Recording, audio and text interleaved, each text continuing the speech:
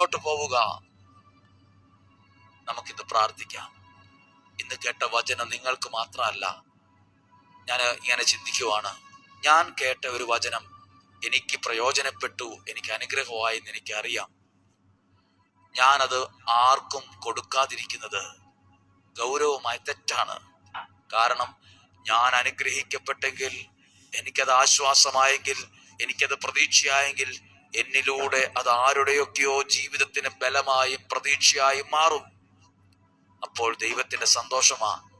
എന്നിലൂടെ അനേകർ ഈ വചനം കേൾക്കണം. അത് നമ്മുടെ കടമയാണ്. നമ്മളെ അറിയുന്നതിനേക്കാൾ കൂടുതൽ നമ്മളിലൂടെ നമ്മൾ അറിഞ്ഞ ദൈവത്തെ അറിയണം, നമ്മൾ അറിഞ്ഞ വചനം അറിയണം. അതിലൂടെ ഒരു തലമുറ ഒരു മനസ്സോടെ ആരാധിക്കാനും പ്രാർത്ഥിക്കാനും എഴുന്നേറ്റ് വരണം. ദൈവം അതിനുള്ള കൃപ ഈ കാലഘട്ടത്തിൽ ഒരുക്കും. നമുക്ക് പ്രാർത്ഥിക്കാം. പ്രിയപ്പെട്ടവരെ,